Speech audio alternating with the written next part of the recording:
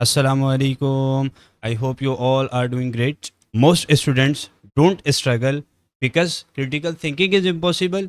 They struggle because nobody teaches them how to think through a question. But that changes today. In this complete critical thinking series, we will learn how to weaken the argument, how to strengthen the argument, how to identify correct and logical assumptions from a statement, how to reach the correct conclusions from a statement, how to drive correct inferences from a passage. No unnecessary theory, no confusing explanations, only clear logic, smart methods, and practical solving. So don't worry, because after this series, critical thinking will no longer be your weakness, it will become your strength, inshallah. So subscribe to the channel and hit the bell icon and connect with me on Instagram and Facebook as well for more useful updates and content. So without any delay, let's start our lecture. मेरा बेटा today we are going to deal our lecture number 2 related to inferences इंशाल्लाह ताला।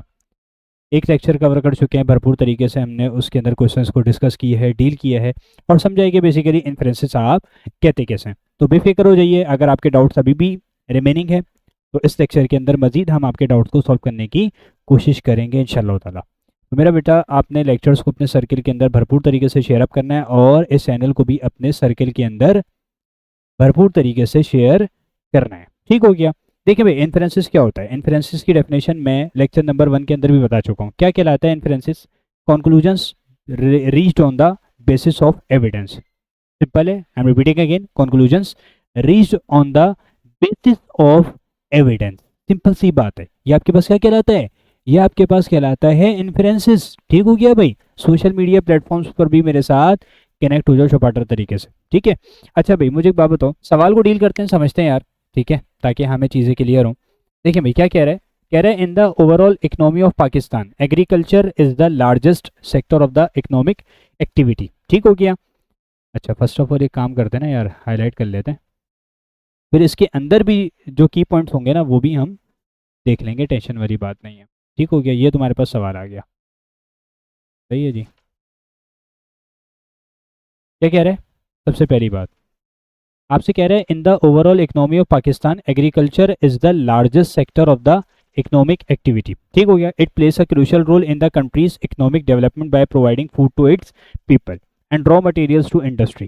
Simple सी अंग्रेजी लिखी हुई है, कोई टेंशन वाली बात ही नहीं है। It account for the largest share to the national income. ठीक हो गया। It account for the largest share to the national income. ठीक हो गया। The share of the various agricultural commodities, ठीक है, commodities, animal husbandry and ancillary activities has been more than 40% since independence. During the decade of the 50s, it actually contributed about half of the national output. बात clear हो रही है? बोलो हाँ या ना। भाई सिंपल सी बात कर रहे हैं। देखें, जो मुद्दे की बात है ना हम वो कर लेते हैं। देखें, सबसे पहली बात, agriculture is the largest sector of economic activity. ठीक हो गया। Agriculture is the largest sector of the economic activity. ठीक हो गया। पूरा हाईलाइट कर लेते हैं। चलो, ये हो गया, बेहतरीन काम हो गया। बोलो हाँ या ना। ठीक हो गया। भाई आपसे क्या कह रहा है? आपसे सिंपल सी बात कर रहा है, आपसे एक बात कर रहा है, इन the overall economy of Pakistan agriculture is the largest sector of economic activity. ठीक हो गया। बोलो हाँ या ना। और दूसरी बात क्या कर रहा है? देखें, दूसरी बात ये कर रहा है, दूसरी बात क्या कर रहा है सर जी? दूसरी बात भी यहाँ पर मेंशन कर दीजिए ताकि हमें क्लियर हो। देखें भाई, आपके पास दूसरी बात क्या कर रहा है, ये देखो, कह रहे it plays a crucial role in countries economic development. बात क्लियर हो रही है? बोलो हाँ या ना। ये आपके पास हो गया, ये आपके पास आ गया। ठीक हो गया भैया। दूसरा मैंने की पॉइंट जो है क्या कर दिया, मैंने हाईलाइट कर दिया। अब आपसे क्या कह रहे, एक और बात कर रहा था, एक और बात कर रहा था, it contributes to the largest share। ठीक है, it accounts for the largest share to the national income। ऐसा है या नहीं? बोलो हाँ या ना। ठीक है, मैं इसको भी हाईलाइट कर देता हूँ। क्या कह रहा है आपसे? कह रहा है, सिंपल सी बात कर रहा है, कह रहा है it accounts for the largest share to the national income. ये कह रहा है। ठीक है। और the share of the various agricultural commodities, animal husbandry and ancillary activities has been more than 40% since independence. अच्छा, अब मैं एक और चीज़ को हाईलाइट करूंगा ताकि आपको मैं समझा सकूं। ठीक है, the share of various agricultural commodities, सिर्फ मैं इसको देखूंगा, ठीक है, सिर्फ मैं इसको देखूंगा। क्या कह रहा है आपसे, हैज़ बीन मोर देन 40%। और आगे, सर आगे क्या कह रहा है, आगे सिंपल सी बात कर रहा है सिंस इंडिपेंडेंस। ठीक हो गया। अच्छा, अब during the decade of the 50s, यानी 1950s की बात कर रहा है, it actually contributed half, about half of the national output. ठीक हो गया। एक और चीज़ जो इम्पोर्टेंट है हाईलाइट करने की है, अबाउट हाफ। ठीक हो गया, यानी 50%, यानी 50%। ठीक हो गया भाई, जो चीज़ें इंपॉर्टेंट थी मैंने सारी हाईलाइट आपके पास कर दी हैं। ठीक हो गया भाई। अच्छा, क्या कह रहा है, agriculture is the main stay of Pakistan economy, क्या ऐसा है या नहीं है? बोलो हाँ या ना। डेफिनेटली ट्रू है, प्रोबेबली ट्रू है, डेटा इनएडुकेट है, प्रोबेबली फॉल्स है, डेफिनेटली फॉल्स है। बताओ भाई क्या होगा। देखिए मुझे एक बात बताएं, सिंपल सी एक बात बताएं, सिंपल सी एक बात बताएं भाई, मुझे एक बात बताओ भाई, ये सारी चीज़ें जो आपके पास मैंने हाईलाइट की हैं, देखो, agriculture is the largest sector of economic activity. It plays a crucial role in the country's economic development by providing food to its people and raw material to industry. बोलो हाँ या ना। ठीक है, और फिर it accounts for the largest share to the national income. तो इस हिसाब से ये जो इसने बात की है, ये जो इन्फ्रेंस नंबर 1 के अंदर कह रहा है agriculture is the main stay of Pakistan economy, क्या ये कहना ट्रू है या नहीं है? बोलो, main stay, only only source नहीं कह रहा, ये क्या कह रहा है, ये कह रहा है agriculture is the main stay of Pakistan economy. तो ये क्या हो जाएगा, ये बिल्कुल डेफिनेटली ट्रू होगा, ऑप्शन ए आपके पास करेक्ट होगा। बात क्लियर हो रही है? बोलो हाँ या ना। अच्छा, अब दूसरा इन्फ्रेंस देख लो, देखो, agriculture is the only source of national income in Pakistan, कैसा है? बोलो भाई। देखिए मुझे एक बात बताएं, इन्फ्रेंस 2 आपसे कह रहा है is the only source of national income in Pakistan, agriculture को कह रहा है, ठीक है। अब पैसेज सिर्फ कितना बता रहा है, agriculture contributes to the largest share, ठीक है, agriculture contributes the largest share to national income. तो लार्जेस्ट शेयर कभी भी बराबर नहीं होता ओनली शेयर के। बात क्लियर हो रही है? ठीक है भाई, आपके पास सिंपल सी बात है, सिंपल सी बात है, और फैक्टर्स भी तो हैं, ठीक है। अगर लार्जेस्ट शेयर है तो इसका मतलब और सेक्टर्स भी मेरा बच्चा कंट्रीब्यूट कर रहे हैं। अगर लार्जेस्ट शेयर है तो इसका मतलब इसके साथ साथ और भी सेक्टर्स हैं जो कि कंट्रीब्यूट कर रहे हैं, सिर्फ ये ओनली शेयर नहीं है। बात क्लियर हो रही है? तो इट मीन्स मैं क्या कह सकता हूँ, ये तो इसने लंबी लंबी फेंक दी, तो मैं क्या कहूँगा, डेफिनेटली फॉल्स, ऐसा हरगिज नहीं है। यानी आपके पास क्या हो जाएगा भाई, ये लार्जेस्ट शेयर तो हो सकता है लेकिन only source of national income ये आपके पास हरगिज नहीं है। बात क्लियर हो गई? तो डेफिनेटली फॉल्स हो जाएगा। अच्छा, अब तीसरा और आखिरी क्या कह रहा है आपसे, कह रहा है the contribution of agriculture to Pakistan, the contribution of agriculture to Pakistan economy rose substantially after independence. Simple सी बात कर रहा है, देखो इंडिपेंडेंस के बाद बढ़ रही है, ठीक है, कंट्रीब्यूशन किसकी, agriculture to Pakistan economy, the contribution of agriculture to Pakistan economy rose substantially after independence, यानी आफ्टर इंडिपेंडेंस इसका जो कंट्रीब्यूशन है वो मुस्तकिल बढ़ रही है। अब मुझे एक बात बताओ, अब मुझे एक बात बताओ, सिंस इंडिपेंडेंस, पैसेज ने क्या कहा, सिंस इंडिपेंडेंस कंट्रीब्यूशन कितनी थी, कंट्रीब्यूशन थी मोर देन 40%। ठीक हो गया, ये देख लो, ये देखो, the share of the various agricultural commodities, animal husbandry and ancillary activities has been more than 40% since independence. ठीक हो गया। और क्या कह रहे हैं, कह रहे हैं during the decade of the 50s it actually contribute about half of the national output. क्या ख्याल है, ये बात क्लियर हो रही है? ठीक है भाई, सिंस इंडिपेंडेंस कंट्रीब्यूशन मोर देन 40% रही, और 1950s में, यही तो कह रहे हैं, 1950s में कंट्रीब्यूशन कितनी थी, अबाउट हाफ थी, यानी 50% थी। अब इंडिपेंडेंस के वक्त कंट्रीब्यूशन कितनी थी हमें ये पता है?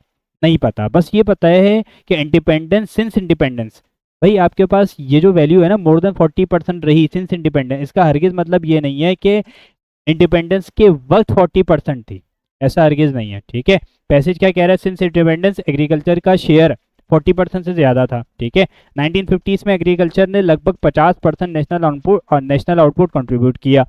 अब सिंपल सी बात है, सिंस इंडिपेंडेंस मोर देन 40% का मतलब ये नहीं है कि इंडिपेंडेंस के टाइम 40% थी। ठीक है, सिंपल सी बात है, इसका मतलब ये है समझ लो, इसका मतलब सिर्फ ये है कि इंडिपेंडेंस के बाद जितना पीरियड डिस्कस हो रहा है उस दौरान शेयर 40% से ऊपर था। ठीक हो गया। अब आपके पास हो सकता है कि भाई 1947, अब इस चीज़ को समझिएगा, हो सकता है 19, मैं एग्जांपल दे रहा हूँ, 1947 के टाइम पर, सिंस इंडिपेंडेंस की बात कर रहा हूँ ना, मोर देन 40% रहा शेयर, तो हो सकता है 1947 के अंदर 60%।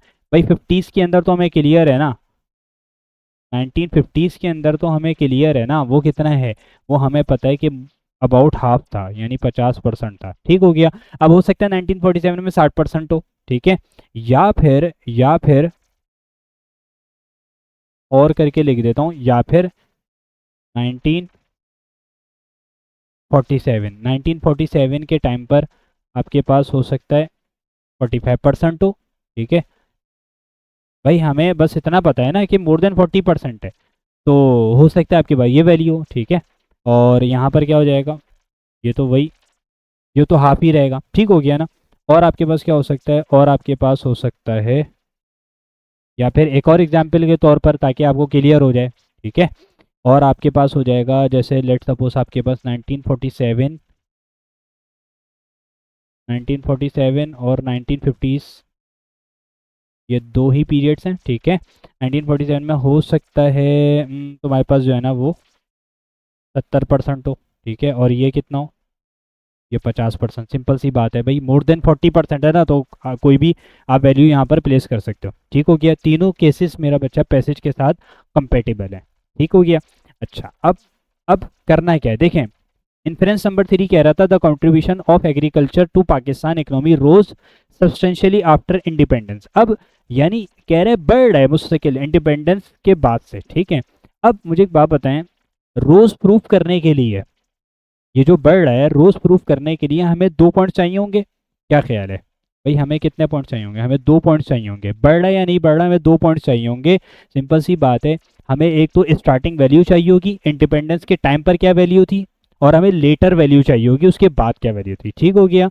हमें सिर्फ कितना पता है, लेटर वैल्यूज के बारे में पता है कि भाई सिंस इंडिपेंडेंस के बाद से 40% से ज़्यादा रही, और 50s के अंदर आपके पास डिकेड्स, क्या कह रहा था during the decade of the 50s, यानी 50s के अंदर, 1950s के अंदर भाई आपके पास 50% थी। क्या ख्याल है। ठीक है, इंडिपेंडेंस के वक्त एग्जैक्ट कंट्रीब्यूशन हमको नहीं पता। ठीक है, तो इसलिए हम बता ही नहीं सकते कि भाई इंक्रीज हो रहा है, डिक्रीज हो रहा है, या लगभग सेम हो रहा है। तो सिंपल सी बात है, ये आपके पास क्या हो जाएगा, डेटा इनएडिक्वेट है। क्या ख्याल है, ऐसा ही है ना भाई, क्या हो जाएगा ये हो जाएगा तुम्हारे पास डेटा इनएडिक्वेट। तो मैं क्या कह सकता हूँ, मैं कह सकता हूँ option C is the right possible answer of this question. I hope so कि मैंने मैक्सिमम कोशिश की मेरा बच्चा समझाने की, आपको समझ में आ गया होगा। Moving on to our last question of this lecture. Yes मेरा बेटा, in this question they are asking many opponents of the helmet law agree that helmet saves motorcyclist life but insist that the decision to wear a helmet should be left to the individual rider. Perhaps this argument would be valid if motorcyclists were the only ones negatively affected by their decision, but this is not the case. ठीक हो गया, simple सी बात कर रहा है, बच्चों वाली बात कर रहा है, इसमें क्या मसला है, इसमें कोई मसला नहीं होना चाहिए। ठीक हो गया जी। अच्छा, क्या कह रहे हैं, कह रहे many opponents of the helmet law agree that helmet save motorcyclist lifes. ठीक हो गया, यानी सिंपल सी बात कर रहा है, पैसेज क्या कह रहा है, पैसेज सिंपल सी बात कर रहा है, कह रहे हैं हेलमेट अपोनेंट्स मानते हैं कि हेलमेट्स लाइफ्स सेव करते हैं, जान बचाने में मदद करते हैं, लेकिन फिर आगे वो कहता है कि यानी हेलमेट अपोनेंट्स की बात चल रही है, ये किन की चल रही है, हेलमेट अपोनेंट्स की, but in this that the decision to wear a helmet should be left to the individual rider. कह रहे हैं वो सिंपल सी बात कर रहा है कि हेलमेट का पहनना या ना पहनना राइडर की अपनी पर्सनल चॉइस होनी चाहिए। ठीक है, मतलब उसके ऊपर छोड़ दो कि भाई वो पहनना चाहता है या नहीं पहनना चाहता। ठीक है, उसकी पर्सनल चॉइस होनी चाहिए। अब आगे क्या कह रहा है, आगे क्या कह रहा है, perhaps this argument would be valid if motorcyclists were the only ones negatively affected by their decision, but this is not the case. अब आगे ऑथर की बात कर रहे हैं, ऑथर इस बात से एग्री नहीं करता। ऑथर क्या कहता है, ऑथर कहता है ये आर्गुमेंट तब वैलिड होता अगर सिर्फ मोटरसाइकिलिस्ट ही अफेक्ट होता, लेकिन ऐसा नहीं है, this is not the case. बात क्लियर हो रही है। ठीक हो गया। यानी ऑथर कंक्लूड कर रहा है कि हेलमेट पहनना सिर्फ राइडर का पर्सनल डिसीजन नहीं होना चाहिए, क्योंकि उसके डिसीजन से दूसरे लोग भी अफेक्ट होते हैं। बात क्लियर हो रही है? बोलो हाँ या ना। क्लियर हो गई होगी बात। अब देख लेते हैं inference. It is the sole discretion of the motorcyclist to wear a helmet. ठीक हो गया? क्या कह रहा है? It is the sole discretion of the motorcyclist to wear a helmet. अब मुझे आप बताइए कि आपके पास क्या होगा इसका आंसर। डेफिनेटली ट्रू होगा, प्रोबेबली ट्रू होगा, इनएडुकेट है डेटा, ठीक है, प्रोबेबली फॉल्स है या डेफिनेटली फॉल्स है। बोलो भाई, सिंपल सी बात कर रहे हैं। बोलो भाई। भाई ये कह रहा है कि it is the sole discretion of the motorcyclist to wear a helmet. अब ये ट्रू है या नहीं है? सिंपल सी बात बता दो। यानी इसका मतलब क्या है? इसका मतलब सिंपल सा है। इसका मतलब सिंपल सा है। ये जो कह रहा है ना, it is the sole discretion of the motorcyclist to wear a helmet, इसका मतलब ये हेलमेट पहनना या ना पहनना सिर्फ और सिर्फ राइडर का अपना डिसीजन है। क्या ख्याल है? ये आप इन्फर कर सकते हो पैसेज से? नहीं भाई, नहीं नहीं नहीं। देखो वो कह तो रहा था, हेलमेट अपोनेंट्स कह तो रहे थे कि भाई राइडर के ऊपर छोड़ दो कि वो पहनना चाहता है या नहीं पहनना चाहता, ठीक है। लेकिन ऑथर ने क्या कहा? ऑथर इस बात से एग्री नहीं करता। क्यों? क्योंकि अगर तो सिर्फ इफेक्ट आपके पास मोटरसाइकिलिस्ट ही हो रहे होते तब तो ये चॉइस उनको दे सकते थे, लेकिन ऐसा नहीं है। इससे दूसरे लोग भी इफेक्ट हो रहे होते हैं। इस वजह से इन्होंने, यानी ऑथर ने पूरा उसको इख्तियार नहीं दिया। पैसे से तो ये बात हमें समझ में आ रही है। बात क्लियर हो रही है? बोलो हाँ या ना। ठीक हो गया। यानी अपोनेंट्स क्या कह रहा था? अपोनेंट्स, हेलमेट अपोनेंट्स कह रहे थे डिसीजन राइडर का होना चाहिए, लेकिन ऑथर क्या कहता है? अगर सिर्फ राइडर इफेक्ट होता तो ये बात सही होती, लेकिन ऐसा नहीं है। ठीक है, बात क्लियर हो रही है? यानी ऑथर इनडायरेक्टली क्या कह रहा है? ऑथर इनडायरेक्टली ये कह रहा है कि ये सिर्फ राइडर का पर्सनल डिसीजन नहीं होना चाहिए। और इसके अंदर क्या कह रहा है? इन्फ्रेंस के अंदर, it is the sole discretion of the motorcyclist to wear a helmet, helmet पहनना या ना पहनना सिर्फ और सिर्फ राइडर का अपना डिसीजन है। ऐसा हरगिज नहीं है, ऐसा हरगिज नहीं है। तो ये क्या है? ये सिंपल तरीके से तुम्हारे पास डेफिनेटली क्या हो जाएगा? डेफिनेटली फॉल्स होगा। डेफिनेटली क्या होगा? डेफिनेटली फॉल्स होगा। क्यों? क्योंकि पैसेज मेरा बेटा, पैसेज के लास्ट सेंटेंस से क्लियर है कि ऑथर मानता है कि हेलमेट का डिसीजन सिर्फ राइडर की मर्जी नहीं हो सकता, क्योंकि उसके डिसीजन से दूसरे लोग भी अफेक्ट होते हैं। तो ये क्या हो जाएगा? डेफिनेटली फॉल्स हो जाएगा। Option E is the right possible answer of this question. मेरा बच्चा, this is all from this lecture. I hope कि आपको लेक्चर क्रिस्टल क्लियर हो गया होगा। अपना फीडबैक लाजमी दीजिएगा। मैं लेक्चर नोट्स भी अटैच करूंगा डिस्क्रिप्शन बॉक्स में। और चैनल को और लेक्चर्स को अपने सर्किल के अंदर भरपूर तरीके से शेयर कीजिएगा। जज़ाकल्लाह। अस्सलाम वालेकुम।